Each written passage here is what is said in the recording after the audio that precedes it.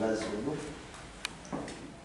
Sihlangene namhlanje ukudlulete memorial lecture ekaba kuMasuku.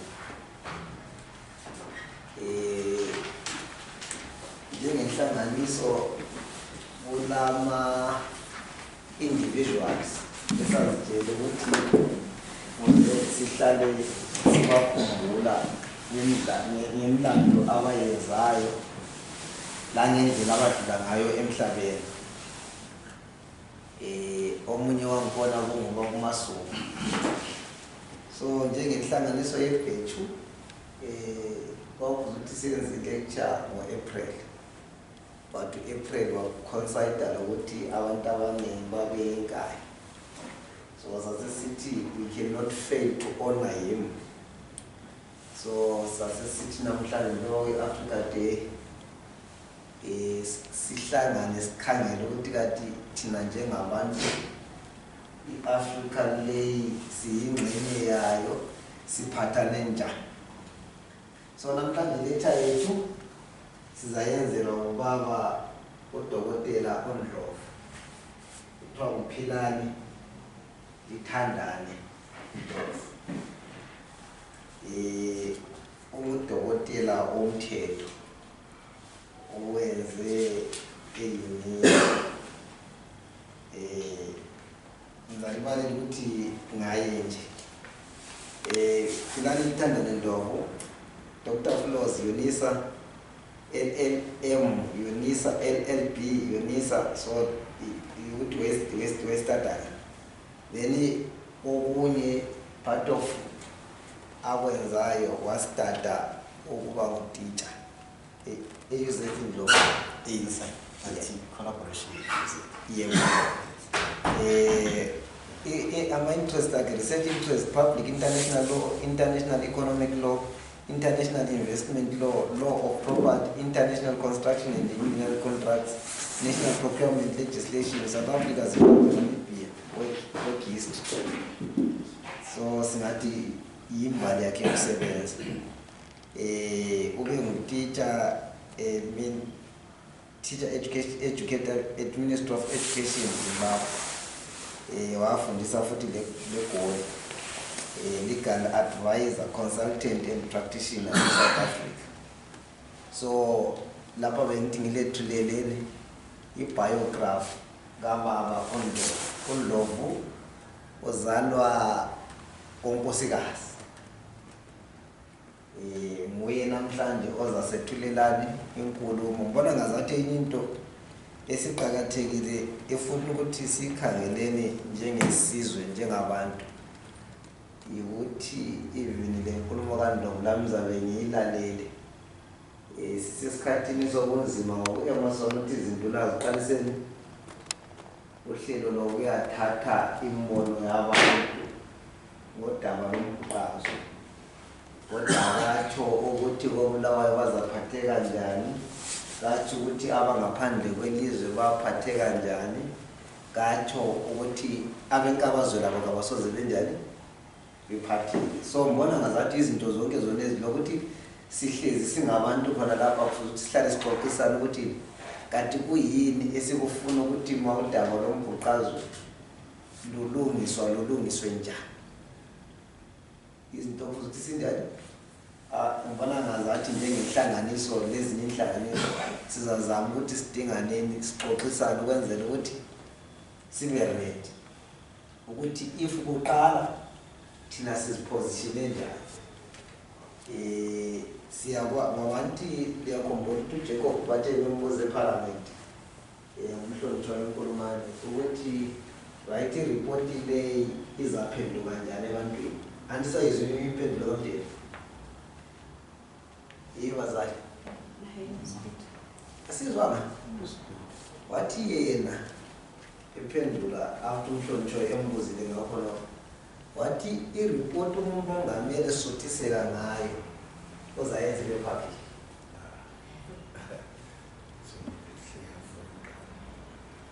Ayimela mina ngibona ngazathi uma sengayizwanga nalento ukuthi sefile ukubonita ngoba vele uzesifumanite ukuthi kathi laba sabathume eParliament ba raise izinto zonezi laba esibathume kubo baphendula njani, so that even izaqala le process sibe kwathi uqala iprocess eserious kumele ngamadlwana lathi siqale ukuthi sinjani sibe nesikhuluma ukuthi hayi emasoni ungaba ngumongameli kodwa landani lingaba kulali phela, so yesine ningadecide bakwendlovu ithuba ngilakho ngiyakubona sanibonani. Ngiyajabula kakhulu ukuthola leli thuba ukuthi ngethule le nkulumo yabonga abakufuzwayo ngixoxe ngize la. Angazi ke ngoba mina inkulumo yami ngibhalwe ngolimi lwesilungu, kodwa ngizocela kumahlabezulu ukuthi ngizwe ukuthi singaqhubeka kanjani. Ngaqhubeka ngaso isilungu noma ngaqhubeka esindebeleni. Isindebele sami naso ngathi sesiyabaleka. Ithemba liyasizwa sesingathi sichebana kakhulu lesisu. Sikhuluma isiZulu lapha esiphila khona ngoba kuyindlela yokuzama ukuthi siphile bangasibona abantu bangasheshi ukusizwa ukuthi lo ulimi lwakhe luyabaleka. So mase sibuya lana sikhuluma isiZulu akusukuthi siyasenzisa, kodwa kuyindlela esiphila ngayo sizonke. Ngoba namanje ngiyabuyela mangibuyela akumelanga ngifike sesithi sengihlanganisa ukuthi izinto zikwanile kungazikwananga ngoba bazosheshe babuza ukuthi yini. So ngaleso sizathu ke sisingabantu abaphila becashile. Mhlawumbe bona ukuphila sicashile khona lokho kusukela kuso isimo sethu njengesizwe. Kungani kanti vele singadlalanga ekhaya? Kungani singadlali labantu abethu ekhaya? Sizikhulumela isiNdebele noma isikhalanga noma isivenda noma isinampiya njengokwezwa ngabanye abantu kwezinye izizwe. Imibuzo ekumele iphendulwe. Isihloko sami namhlanje besithi sona victims or victors, a reflection on the life and legacy of Lookout Khalisabantu Vumindaba Masuku. So the question is, did he live his life as a victor, or he lived and died as a victim? How do you see it yourself? What was he? I don't purport to have the answers to the question, but I raise this question just to provoke your reflection. It's rhetorical in its sense. It is actually inviting you to think about it. Did Lookout Masuku live and die as a victor, or he lived and died as a victim?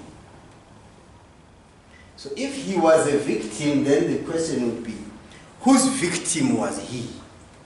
Who victimized him? But if he was a victor, then against whom did he score that victory? So you will find that then this becomes a case of a mixed legacy, where on the one hand we celebrate him as the general who ushered this new Zimbabwe into what it became. So we are here saying, if Lookout Masuku had not gone out to fight the struggle, this thing we call Zimbabwe today would not have been there. I speak to exaggerate his role. I appreciate the role of every war veteran seated here. Maybe I should have begun by taking off my hat and greeting every war veteran who is gathered here this morning. Good morning, Boba Wanabo Mama Balwe Benkululeko Sanbonani. Yes. You know, there is this controversy sometimes when we talk about the liberation of Zimbabwe, that we single out names, especially the names of the commanders, and we portray the whole image as if Mr. Ziapapa J, Mr. Mangena Alfred, or Mr. Lookout Masuku, or Mr. Josato Ngogara are the ones who delivered independence in this country. And so sometimes you find that the role played by the runners is often forgotten. And that is the sad legacy of this country, because if I could digress a little bit and say, by the time the Lancaster House Conference was held in 1979, I was at the age of 7. But I have had my own run-ins and my own experiences with the Zipra, because they are the ones who operated in my area. I met them many times. We housed them many times.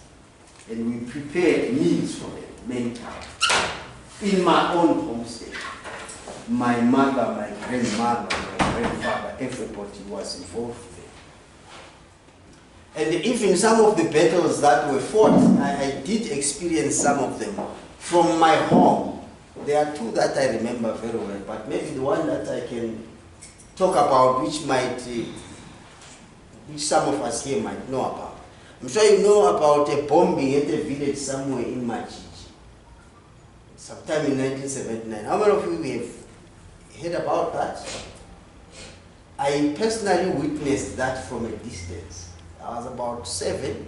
I could see those, what do you call those aircraft dropping their bombs and so on, and smoke coming up and so on. So the war was fought by Mr. Lookout Masuku, the war veterans, and everybody else. But today we talk about him singularly because he was at the top, especially after the passing away of Mr. Alfred Lee. I'm sorry to be using the words Mr. I know they've got their own names in the struggle, especially in the military. But the passing away of Nikita Mangena, whose wife sadly passed away barely 2 weeks ago in near poverty, without any provision, without any honor, for the sacrifice that she and her husband did. But the death of Skubeliso Mangena in a proper state is hardly surprising in a country where a lot of heroes and heroines go unsung and unrecognized.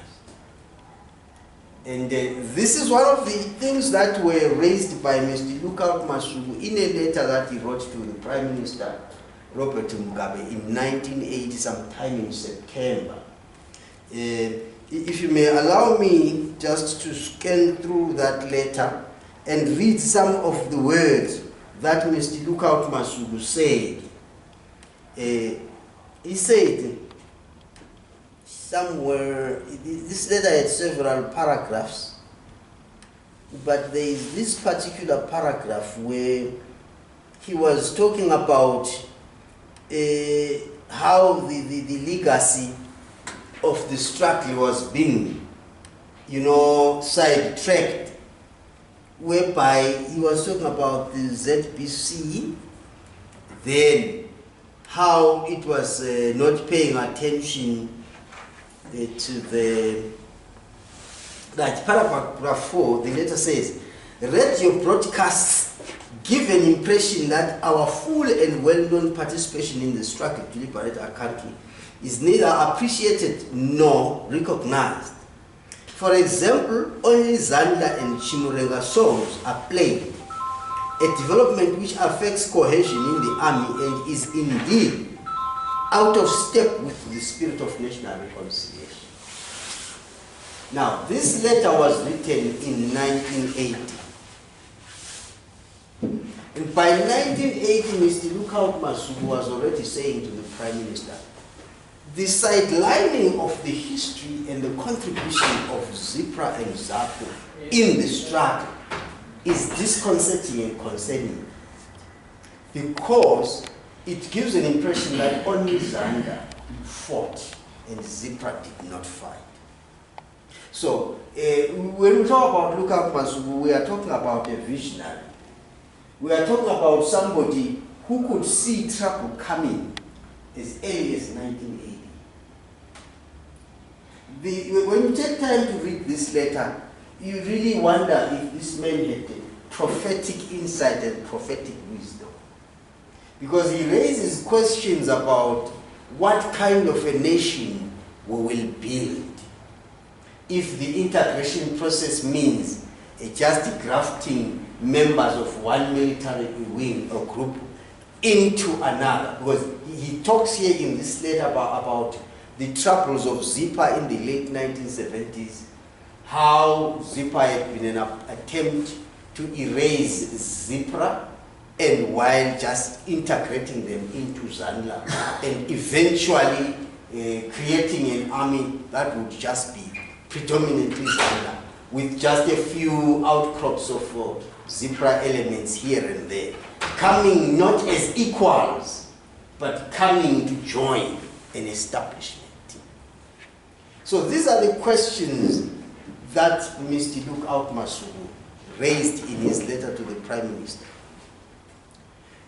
And you see, when you read through this letter, because it's one of those most authoritative sources, we have not really come across many of his writings by him or any speeches by him, but this letter gives us just a sneak peek into the kind of man that he was, what his views were, what his dreams were, what his aspirations were. So in one of the paragraphs, he says that the building or the construction of an army, especially through an integration exercise that they were confronted with, he did point out that it would not just be a matter of crafting in a few ZIPRA elements into the ZANLA, because he said he did not believe in the absorption of one military by another. As we will remember that at the Lancaster House Conference, we had 3 armies which, according to the Lancaster House Agreement, would then have to be integrated into one national force, into one national army. But as early as 1980, Mr. Lookout Masuku raised flags about how the construction of this national army under British instructor was already being politicized. He cited and emphasized and outlined the dangers of the politicization of the army, because he could foresee that an army that had been politicized would not give allegiance to the people of Zimbabwe, but would also only give allegiance to those who had politicized it. So that was the matter of concern, which was highlighted by Mr. Masuku in 1980. And still on that note, you might ask yourself a very critical question.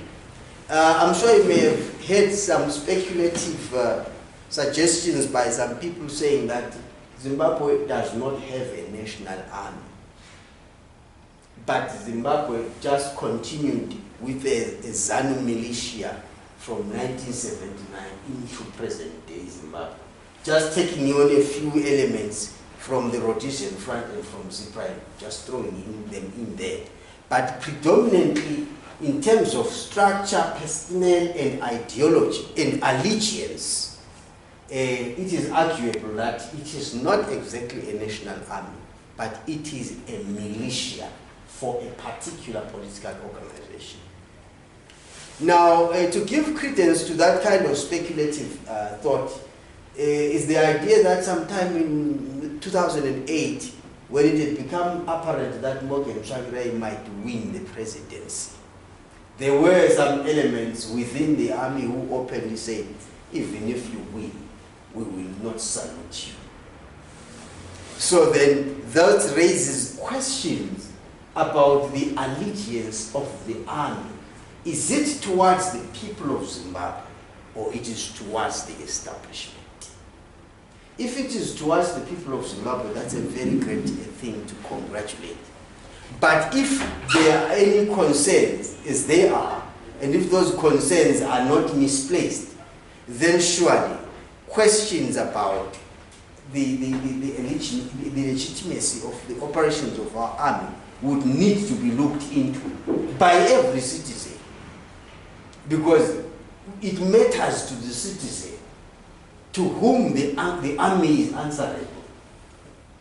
It must be answerable to the people, not to an establishment. Because in some civilized countries, when a government comes in, the army gives allegiance. When the government is voted out, another one comes in, they give allegiance to the new one. That's how this transition is supposed to take place. So, but as it is, Mr. Masuku was already concerned in 1980 that this army was being politicized, and therefore there was a risk that it would not be, it would not owe allegiance to the people, it would not give its support and loyalty to the people, but rather it would give loyalty to those that had constituted it. So those concerns were raised as early as 1980. Whether they were any grounds, solid grounds, and reasonable grounds for such fears and concerns, I will leave it for you to decide. But that's one area where people need to think very broadly. Because unless there are assurances about, unless we are clear about who the army is answerable to, then questions of elections and winning elections become a non-starter. Because at the end of the day, one question that has always been asked is, suppose they like you, the people of Zimbabwe love you so much, they vote overwhelmingly, 99% for you. Are there assurances that transition will be given to you? And since transition would also involve handing over the military authority to the new incumbent, do you stand qualified to receive it, especially if you are outside the structures of the current establishment? Those are questions that need to be asked and to be answered. Because without any such assurances, all political activity is just an exercise in vain, because it will not yield any result. Remember, at the end of the day, when you have been chosen or elected, you must assume office. So the question is, will you be able to assume office? I sometimes think that most of our debates, they border around voter education, getting people ramping up to support, go vote, and so on. But what about these very key, important decisions to say, in the event that you have got it, in the event that people have voted for you, are you assured that you will be ushered in? Will you be given the support that you need? Will you be given the authority to inspect the guard of honor without any fear about what might happen to you? Especially if you have to inspect a guard of honor that may not give allegiance to you. Those are some of the critical questions that I think we should be reflecting on. So we say, look out, Masuku. Was he a victor or was he a victim? Still thinking about the events, I just spoke about the letter that he wrote in 1980 and the concerns that he had. He actually noticed that there were allegations that there were some Zipra elements who were dissidents somewhere in different parts of the country. And there were also similar allegations that there were some Zanda dissidents operating in different parts of the country. So he actually said in the letter that Zipra had tried their best to apprehend any dissidents breaking away from Zipra. And they had even had some of them incarcerated and becoming prisoners and so on. But he raised concern that their Zanda counterparts who also had dissidents were not doing anything to capture them and maybe get them prosecuted through the normal legal process and so on. Those are the questions that he raised. And he also raised the questions to do with the fact that whilst the agreement, the joint command agreement, that is the joint command of the three forces that would then be integrated into one. Whilst there was an agreement that they should not be sending any personnel out for training, there was a concern that one of the three was still sending out personnel to do some military training outside the country. And Mr. Lookout Masuku questioned why that was the case. And that was as early as 1980. And so, as we all know, the integration process progressed the way it did. And then it got to a point where there were allegations here and there. But one would say, as soon as ZIPRA were disbanded, that's when it became easy to arrest the supremos of ZIPRA, throw them into prison on allegations of treason, put them through a lengthy trial process, which went right through to the most Supreme Court in the country. And then in 1983, the Supreme Court of Appeal said it said it did not find any, there was no evidence. That, in other words, the state could not prove beyond reasonable doubt that Lookout Masuku, Tumiso Dabengwa, and the others who were arrested with him were indeed guilty of planning treason and so on and so forth, executing it, and as the allegations went. Now, history has it that as soon as the Supreme Court delivered its judgment, and everybody stood up in excitement, as they walked out of that courtroom, they were picked up again, this time without any charges, thrown into detention endlessly from 1993, so 1983, up to the 11th of March 1986, when Mr. Lookout Masuku was released in a very bad state of health by that time. Now, so the issue of Masuku then raises quite a number of questions, because by the time they were detained, this time after the acquittal by the Supreme Court, that was a time when the Kukura operations were all over, Matabeleland and the Midlands. So another question is, was the detention of Masuku and Dabengwa and others just an isolated incident, or it was part of the wider Kukura plot?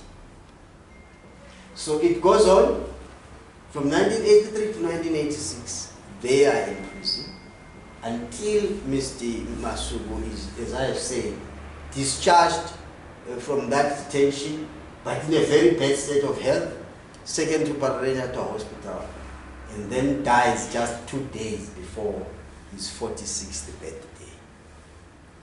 So that is what happened to him. But now, some people would say he died at the hands of those that he had empowered, because he had fought and won a war against the colonial system. And then he ushered in a new government, which would not have ascended that throne of authority had it not been for the military firepower and the command that Mr. Masuku gave. So then the question is Zimbabwe a nation that expresses its gratitude to those that have sponsored it by way of imprisoning them and subjecting them to all forms of torture?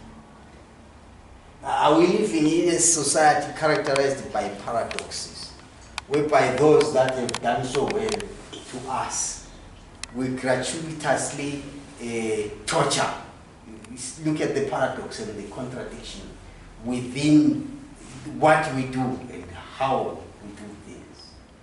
Those are the issues that we want to reflect on. So I asked the question to say whether their arrest was an isolated incident, or it was part of a wider ground plot. Because, you see, Mr. Masuku and Ndlovu was arrest, detention, and acquittal, and detention again, is a textbook example of a travesty of justice, where a court of law pronounces that someone is not guilty of an offense, but the executive overrides the judiciary. So later on, in 2025, when people complain that the relationships or the functions and roles of the executive judiciary as well as the legislature are blurred and overlapping, the question is it a new phenomenon, or it has always been part and parcel of the culture of Zimbabwe? So why should we expect a disentanglement of the judiciary and the executive in 2025 if we could not have mastered it in 1980? So we are talking here about the issue of justice. It is justice for Lookout Masuku, which was denied him in 1983. But that was just a tip of the iceberg. In fact, it was a sign of what was yet to come. Because many others have gone the same route. We've had many detentions without trial ever since. We have had people waiting for over a year just to appear in court and be granted bail. I'm sure we all remember the story of Job Scar, how he went there without trial for over a year. And we still have an incarceration of journalists, even as we talk today. We have a young man who's still out there not facing trial as he's supposed to, in spite of what the Constitution says, in spite of what the Criminal Procedure Act says, that when a person is suspected of committing an offense, it is legitimate for the police to arrest them, but they must be brought to trial within 48 hours to appear in court and to be charged and to be given the right to apply for bail and so on and so forth. But we know that for the average person in this country, that right only exists in the textbook of law or in the statutes and nowhere outside of that. But that has been the reality for as long as we have been living in Zimbabwe. So talking then about justice, we are looking at the fact that, you see, justice was denied to Lookout Masuku and to Ndlovu. But there are many others to the tune of 20,000 and even more who were killed in cold blood between 1982 and 1987. The date may be very controversial, but we all know the story. We sit at home with our mothers, with our sisters, with our aunties who were raped. Even today, they have not spoken about their stories. We have children that were born, some of them are our nephews and nieces, who were products of that rape, sponsored by the state. But up to this day, those women have never told their story. They sit with children who daily traumatize them, asking them where or who their fathers are. Ubaba wami ngubani? But umama akakwazi ukuthi uzothi uyise womntwana ngubani. Ngoba uyise womntwana kwakungumgugula wonke wafika ekhaya. This is the nature of the society that we are living in. Men and women whose souls are tormented with scars from those years way back then. There is still no justice, still people cannot talk about it openly without fear of intimidation and without fear of abductions and so on. So that then becomes the major question of whether we are going to expect any justice on these matters or not. So then we are looking at Mr. Lookout Masuku within the context of whether he was a victim or he became a victim. But Mr. Masuku is taken in this case metaphorically as representing all of us here. Because we are Lookout Masuku and he is us. Because he went into war to defend us. He went into war because he was one of us. And then he came back from war as a victor with hope and with optimism. And they became the second high command, second office in the military of this country. But he was snatched away and thrown into detention and died a pauper, a helpless man in isolation. And then I'm sure we all remember the story, the speech by the late Joshua Mkabugo, Dr. Mkabugo, when he said, heroism is not given to us by anybody, but people can only recognize that we are heroes or we are not. So in the case of Mr. Lookout Masuku, who was buried at the late Stanley Cemetery, was not accorded the hero status, even though there were no questions about his contribution to this, to the liberation of this country. Even after the fact, one would say 39 years after the death of Lookout Masuku, history has acquitted him.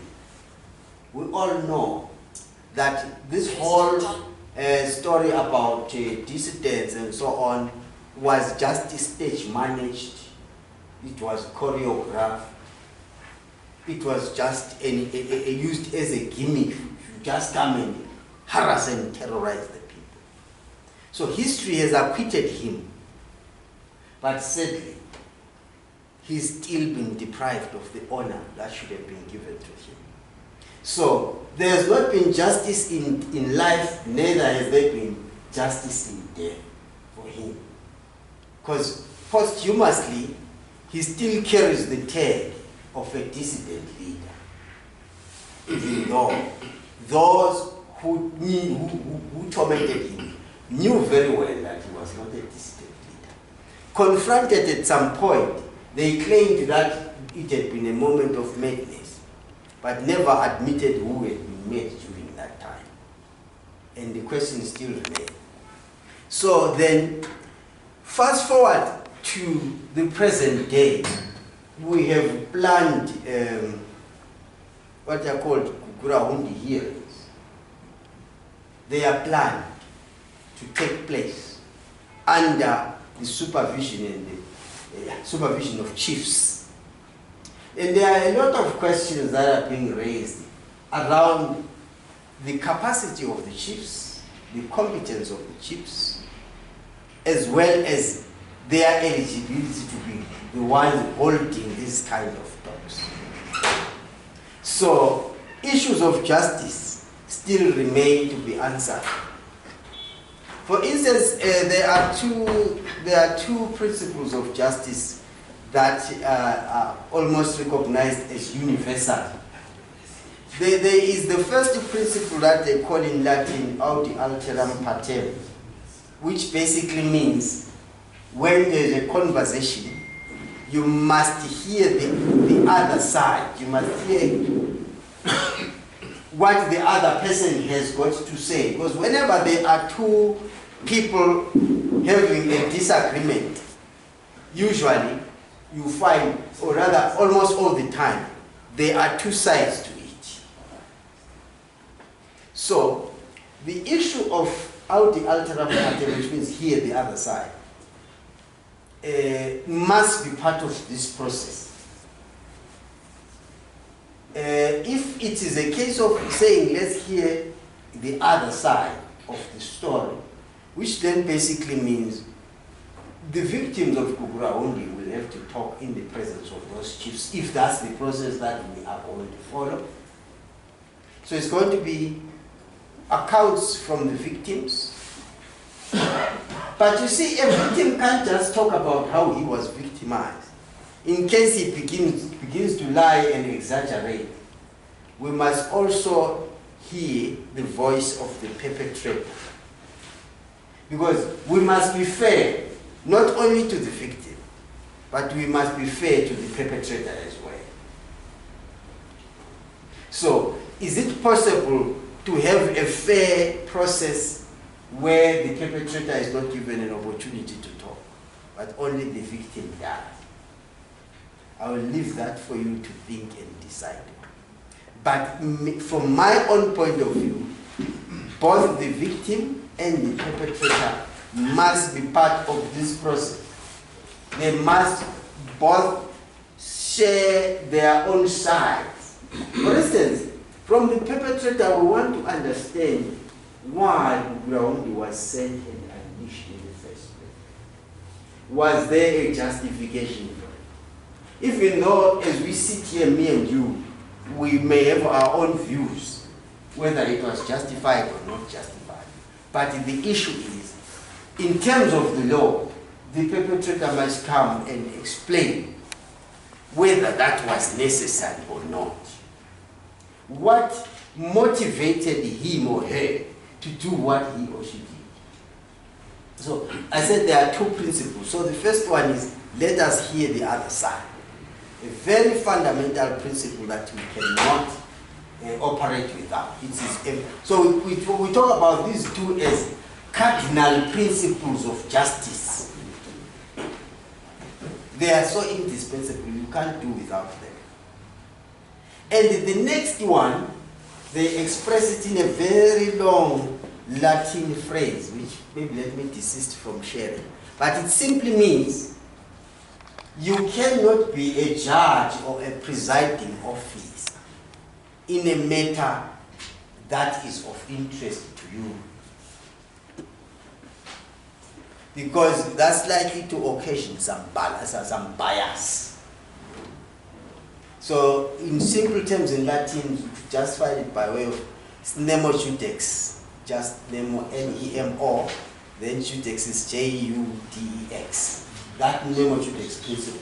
It says no one should be a presiding officer in a matter where they have an interest in terms of the outcome. So then the question is, this a process that is being presided over by chiefs. Who has instituted it? Who has decided how the process must proceed? Is there any one of the people who may be suspects because of their involvement or perceived involvement in Kugurahundi, who then have been very instrumental in designing this process, as well as appointing the very chiefs that must preside over it? For instance, I want you to take a very wild act of imagination where these chiefs who are going to preside actually are appointed by someone, whether in an official or in an individual capacity, whose name is mentioned as a potential perpetrator. Should then that process be seen to be transparent? Should it be seen to be the right vehicle to deliver justice? Because again, one of the questions that often comes up is, we've heard so much about what the government is prescribing and suggesting when it comes to this process. But then the question is, what is the victim saying? Have we asked the questions regarding how the victim himself or herself wants the matter resolved? I spoke about people who lost loved ones, fathers and mothers were killed. I spoke about people who were rape victims. I spoke about people who lost their limbs, they are maimed even today, they can't walk, they can't do anything for themselves. They are literally garbage. Now, have we heard from them in terms of how they would want this matter to be resolved, since it involves them, their lives, and so much about them? Those are the questions that must be answered.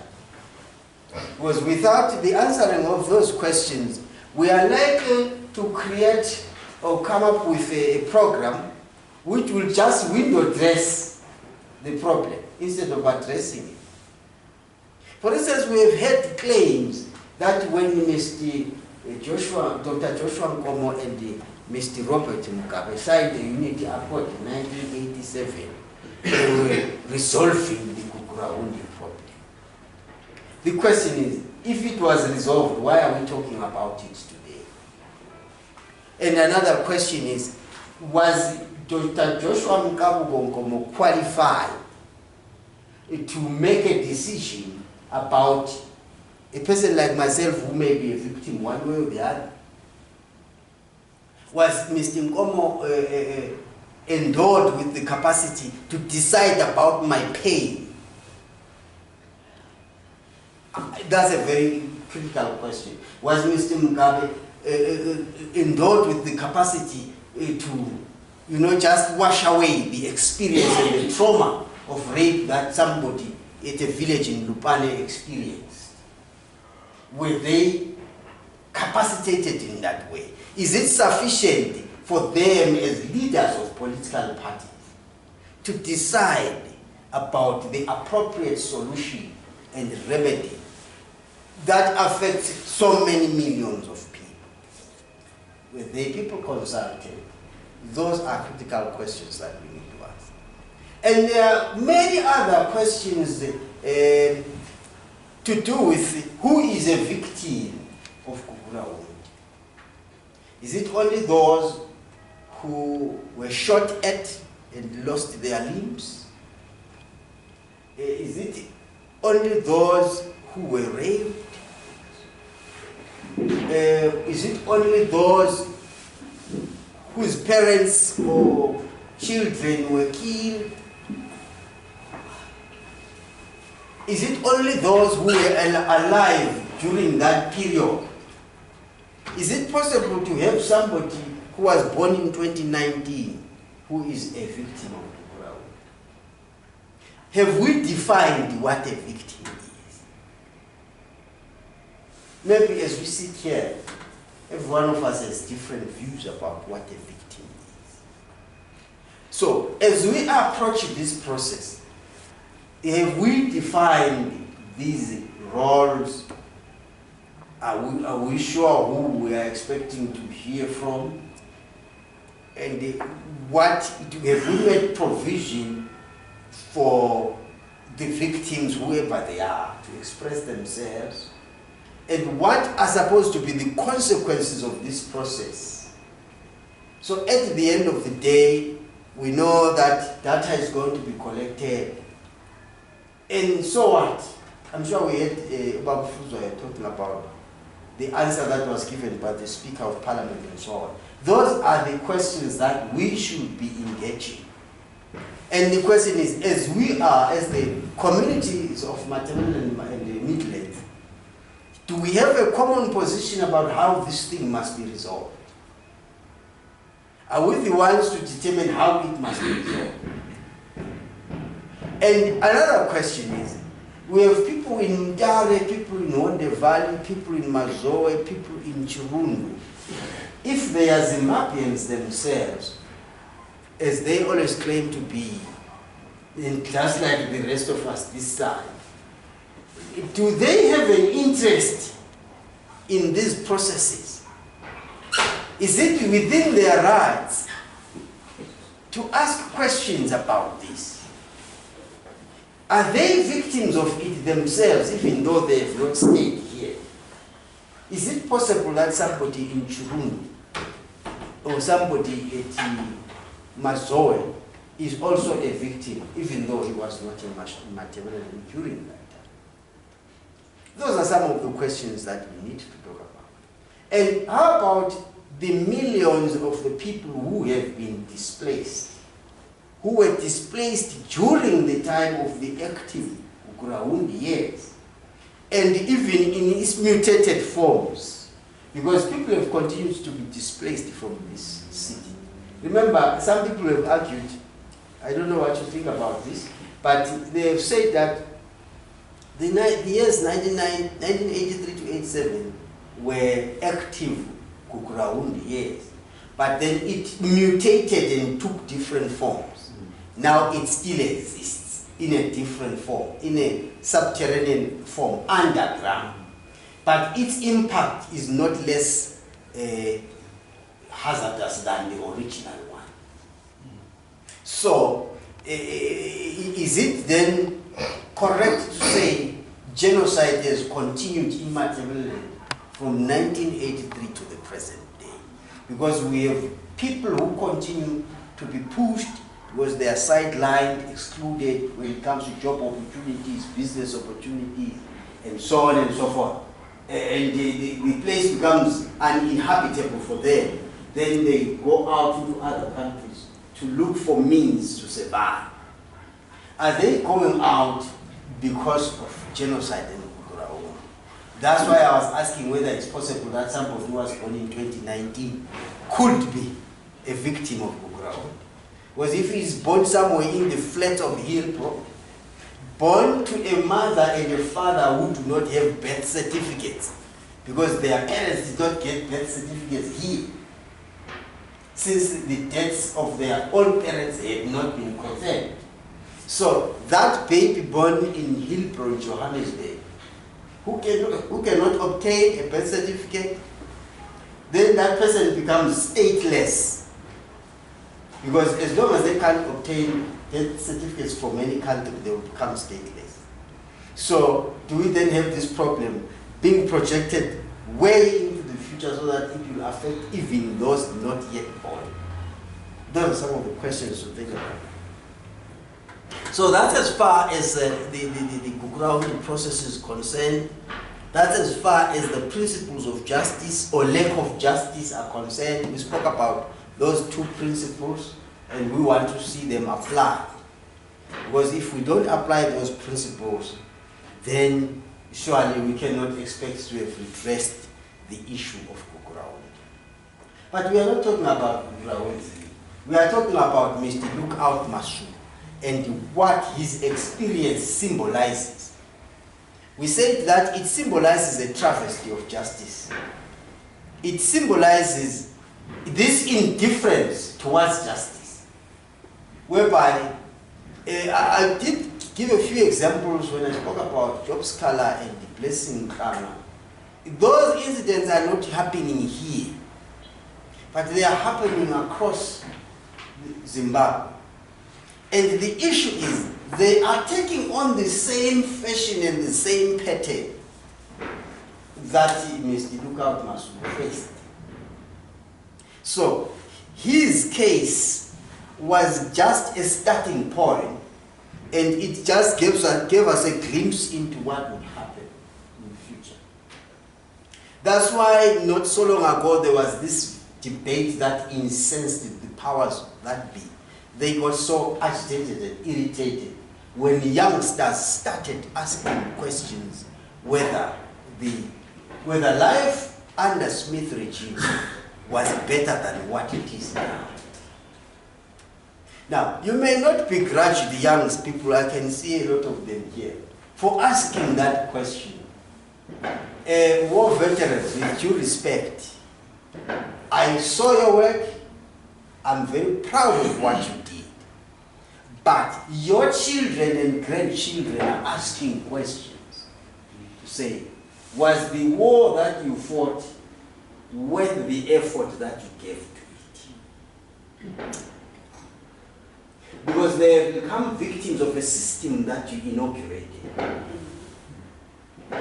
Do you blame them for seeing you as accomplices in this crime and felony that has driven them out of their own homeland?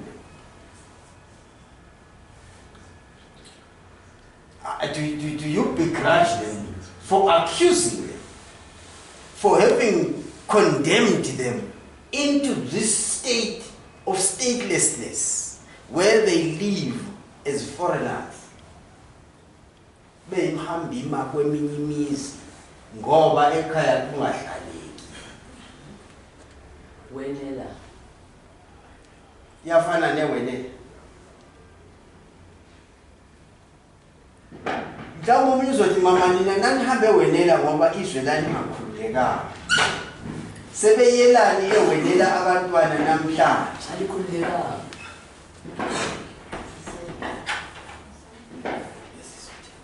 Bamethi izwe alikhululekanga kanti ubaba uMasuku akalilethanga yini lo esihlangene ngaye lapha. Akalilethanga yini izwe ubaba uMasuku. These are questions that we always have to grapple with every now and again. Because the young people are beginning not to see any benefit in your efforts. Because with due respect, our war veterans are a generation that brags about its own experiences and its own accomplishments. But when your child or grandchild is sitting in those flats somewhere in Johannesburg and is being arrested every now and again for not having the formal papers to stay in that country, then that child have a reason to believe that your involvement in that war was just an act of misplaced priorities. Now, let's look at Mr. Masuku, not in him as the man that died in 1986, but let's talk about his own son, his own daughter. Let's talk about his own grandson, his own granddaughter. When those children are strewn all over the world, do they have every reason to take pride in the work and the achievements of Masuku? Or they should look at him as somebody who ushered them into a very sad scenario whereby his efforts and work have condemned them to further trouble, as one would say. So, when you think about that, you then think about the future of the country. Where is the country going?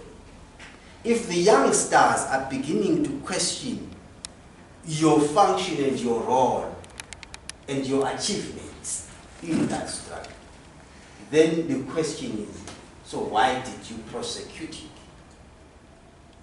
So then the question comes, are you victors or you are victims of the war that you fought?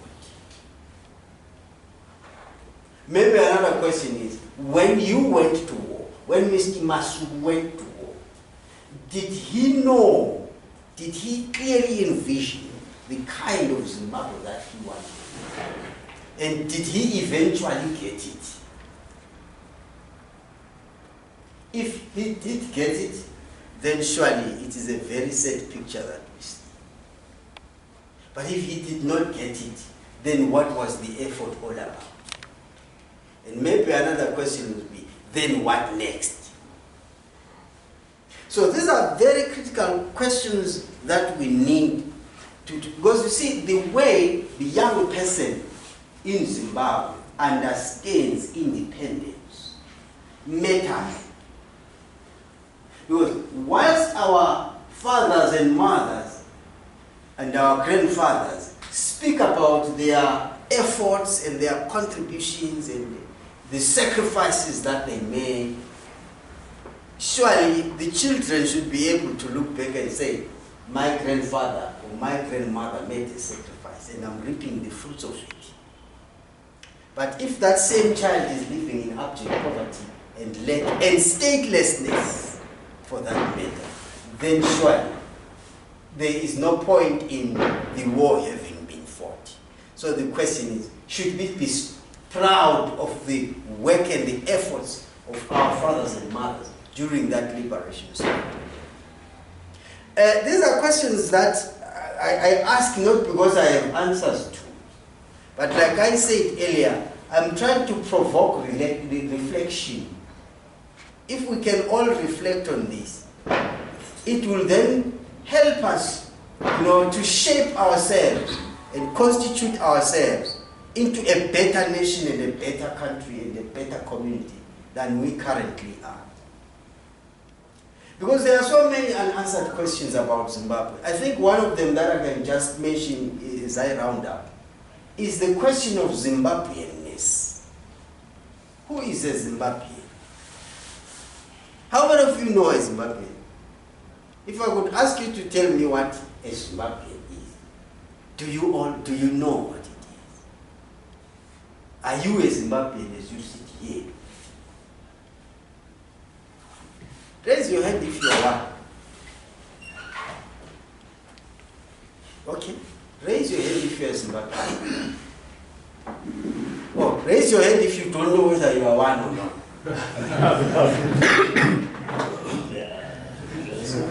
Okay. Now, it's yes, sir. You are not sure whether you are one or not. I am. You are one. So what is it? A Zimbabwean is somebody. Well, in my case, I'm a Zimbabwean in the sense that I was born in Zimbabwe, and I do have all the requirements of, according to law, that would require me to be a Zimbabwean, like the normal identity documents. I was born here. I got no other home.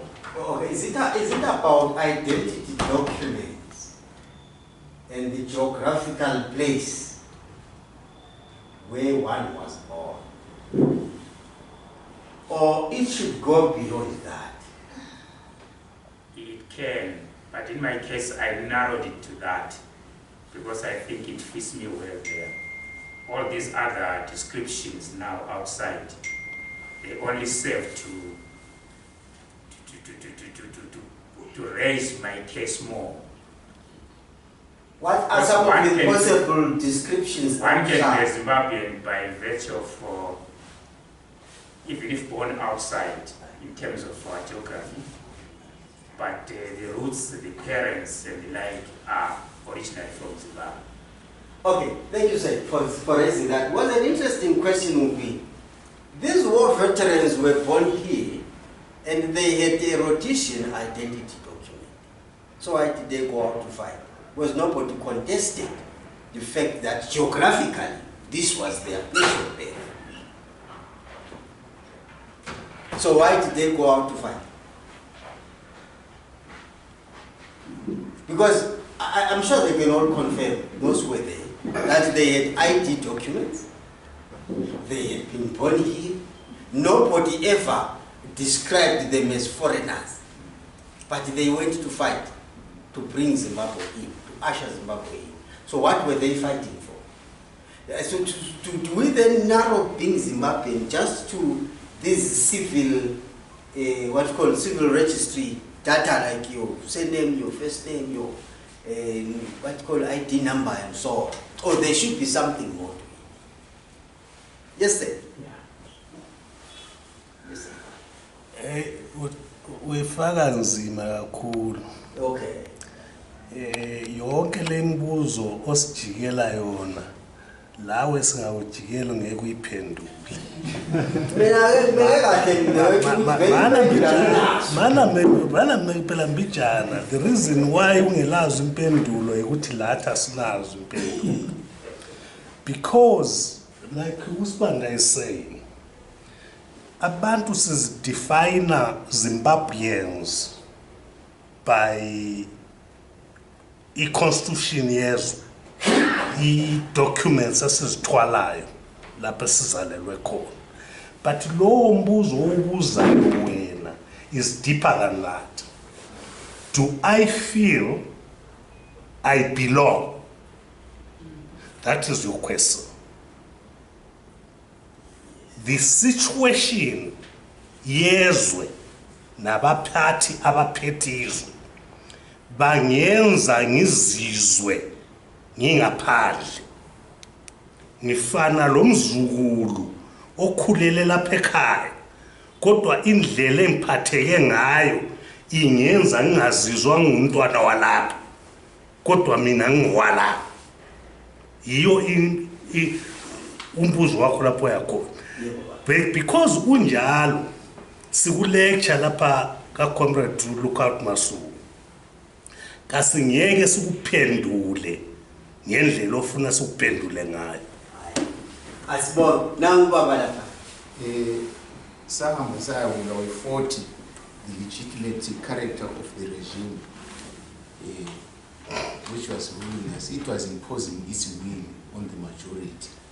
Sibone ukuthi laphana abantu abansundu babe 4 million during that time, but abantu who were running who were controlling the levers of the state and controlling our lives, they were 250,000 with a representation of 65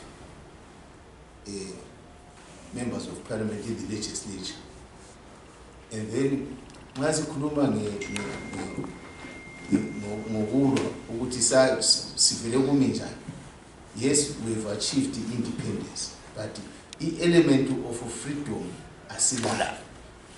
Now si state sesirecognize umhlaba wonke, so the statehood of Zimbabwe, because one of the qualifications for a state is recognized umhlaba wonke ukuthi it should not be controlled by the outsiders or any foreign power. That is so uhlupho I freedom kasile njengoba sitestata kwa ukukhuluma kuMasuku wayekuraise ngo-1980 ukuthi siyakha isizwe mhlobo bani nxa sihamba ngalolu nyawo.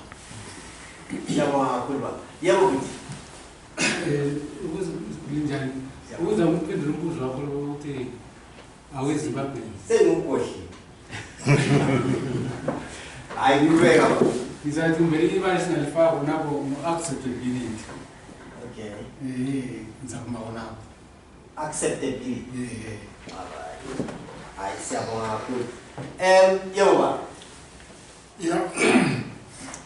I think it's a police challenge about. Yeah. The first thing I think is in the financial level is Zimbabwe now while young in Jangelis. Lifana lechele. You cannot go to prison, you know, city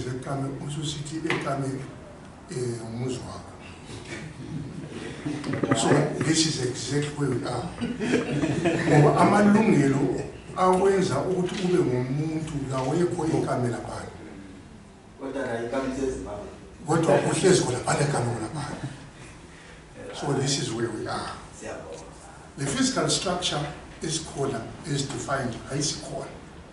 Kodwa kuningi owenza ukuthi ngase sithi uzizwe siba ngumZimbabwe.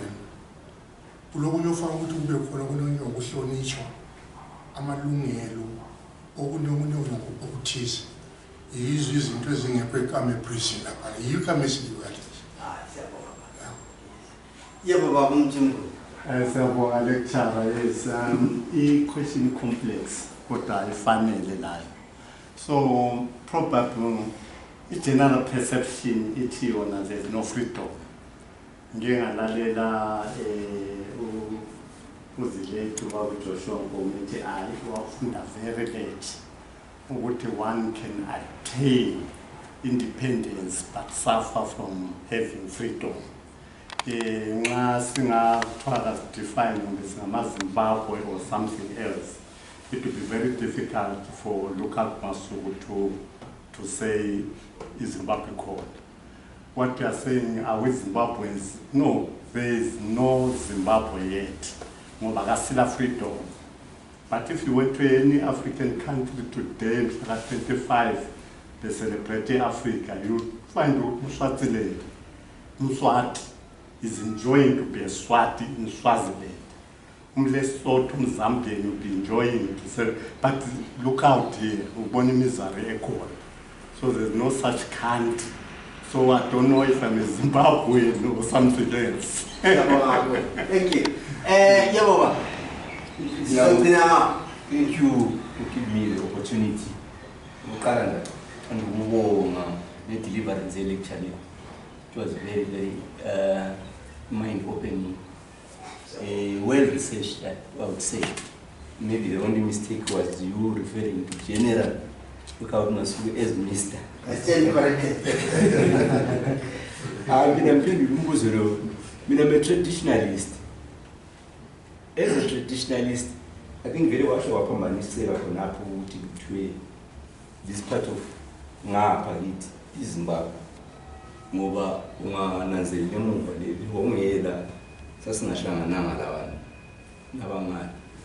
So give me Lula would depend. I'm in a personal note.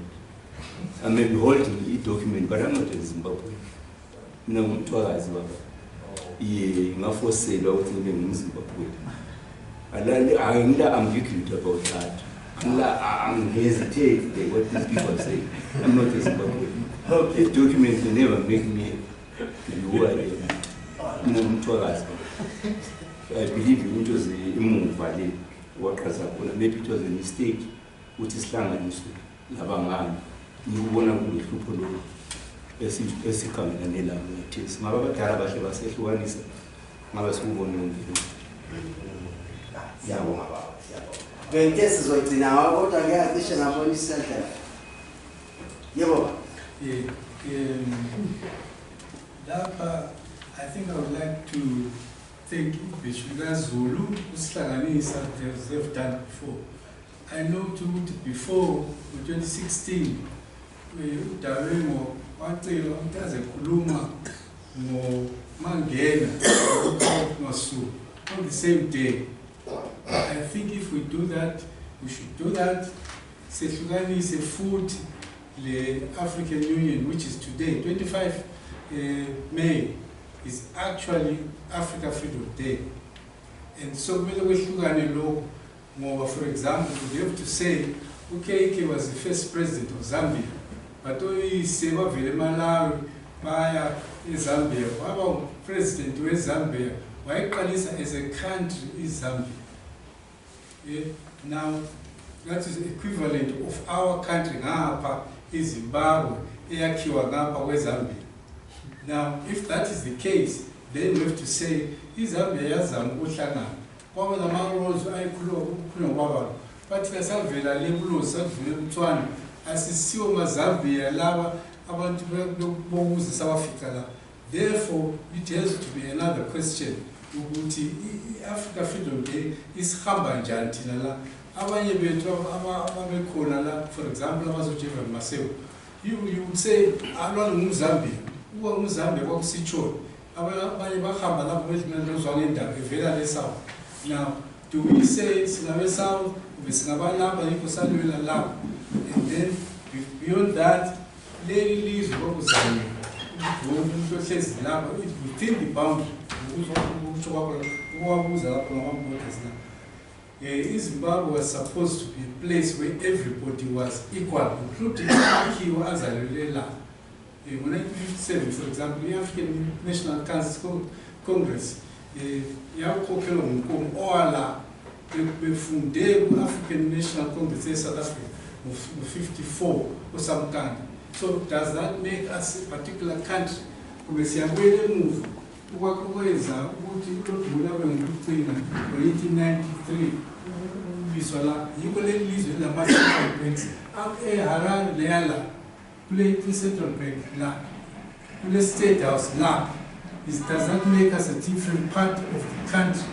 If so, then Yipolo always looks with Zambia Kates into Slana. That's why in 2013, the National Peace and Reconciliation Council, a part of the commission set up by the law of Zimbabwe. And as we see, it was supposed to be only for a few years. angazi ukuthi yenzeni okulingene so sibuyele emuva sesiya kuma chiefs we raise constitutions the National Peace and Reconciliation Commission. Yeah. Now, can you really deal with that separate for the future? But see, I'm going to go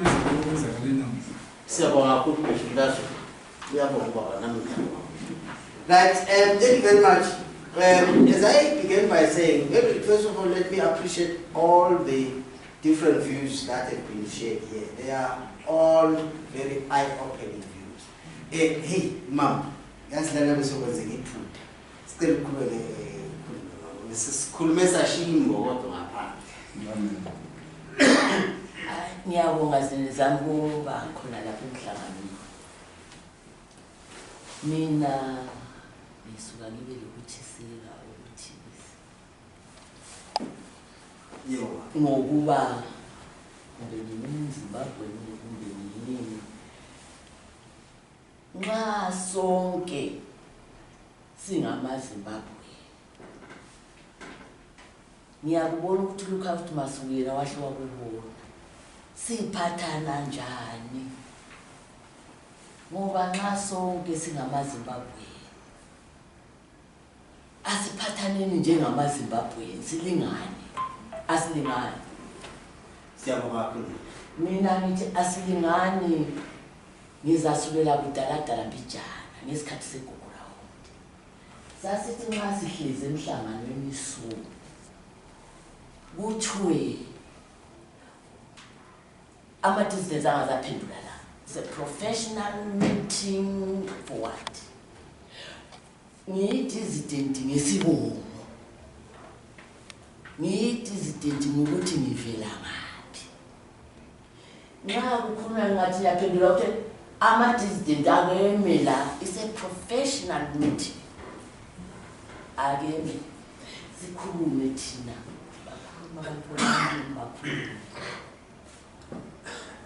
Lize lidevelope ukuzithulela udabenzi bese ngisiba lenhlanhla nge-issue yenu njalo egugu round elikhuluma ngayo sengisiye eParliament kusukunywe kuchaye zona ingoma zodwa ngibuze ngelinye ilanga ngithi zinindani asisekho gugu round ekhathesi nxa likhumbula sibili ukukhulunywa kwegugu round eParliament iqalise ngeParliament ka-2013 isiyabo iye yaqalisa ukuthi eParliament discuss ngathi mina nxa likhuluma yonke into likhuluma ngathi kwalwa njengokukhulumile izandla yodwa sikwenzelani khonoko ngathi mina izandla kayilisani efremachini wakhe uyazi bahlela ngoba it was not a usual thing kodwa Mrs. Kumar ukhuluma into njalo ngathi phela yonke into likhuluma ngathi mina le kwenziwe izandla yenza yonke into izifra mina ngazi ukuthi yiye yawo sifremachini i-recognition yakhona ngathi mina ongabantwana selikuthengele okuyizinto lokho one day they will go and say baba wakungitshela amanga usithi engikutshoyo ukuthi zininzana khathesi asisodwa esiphakathi kobuhlungu lokhu ngabantwana kwabo they are also in difficulties bayakubona ukuthi kwakhulunywa amanga kulezi nsuku lalibazwela labo bekhuluma abantwana kodwa ngayitsho leyo into eParliament ngathi abantwana benu bazakwazi ukuthi ubaba balamanga basitshela amanga ngoba they will Google and know. That was after 2 weeks kwa-announcwa ukuthi izipra yawusifremachina ngaphi uvala inkulumo yami nxa nifuna abantu bevele issues zeParliament. That one I raised. Amanga asiwayekeleni lathi singazisakhuluma amanga sikhuluma iqiniso Sibabonge lokhu ngabafana obakuthunywa ukuhambisa izimpahla eBhodi eZambia eLupane. They are part of Olukhawuthi Masuku. Ngoba labo babengahlali babephakathi kwezimpi. Sikhuluma ngathi yonke into sikukhumbula ukuthi lo ngabantwana umntana nami ele4 years eNgilandi. Wathi eseNgilandi wachaya umntana ekhiwa ngakuzwa ngalelo la. Athi ngokungabantwana of4 years umntana ekho ukuthi maka akwazi sekusithi useZimbabwe kwathi babi bazabamba bathi wenzani. Unfortunately kwakulo teacher olengqondo wathi kwabona amakhiwa kwenza kibo yikho ukuthi ikhiwa enini sekubamba kuqinisa but we will have to teach lingakusoli kakhulu ngumntwana engikutsho ukuthi singaze siqamba amanga sithini one day kuzaphuma into kaLukhawuthi Masuku abantwana bethu laba every child olalinto bayagugula these days from all parts of the country. They know the truth.